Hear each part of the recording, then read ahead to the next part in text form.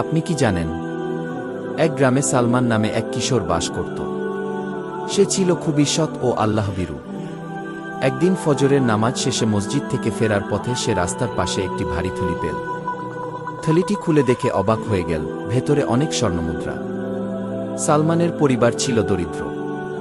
এই টাকা দিয়ে তাদের অনেক কষ্ট দূর হতে পারত। কিন্তু সে ভাবল, এটা আমার নয়, আল্লাহ সবকিছু দেখেন কি।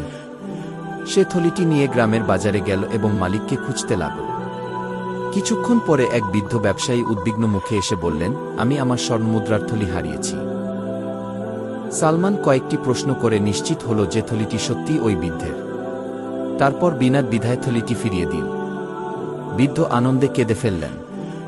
তিনি বললেন, বাবা, তুমি চাইলে এগুলো নিজের কাছে রাখতে পারতে, কেন ফেরত দিলে? সালমান উত্তর দিল, আমি মানুষের ভয় করি না, আমি আল্লাহকে ভয় করি। হারাম সম্পদে কখনো বরকত নেই কি। বৃদ্ধ তার সততায় এতটাই মুগ্ধ হলেন যে তাকে নিজের দোকানে কাজ দিলেন। কয়েক বছরের মধ্যেই সালমান একজন সফল ও সম্মানিত ব্যবসায়ী হয়ে উঠল। শিক্ষা: সততা ও আমানতদারি একজন মানুষের সবচেয়ে বড় সম্পদ।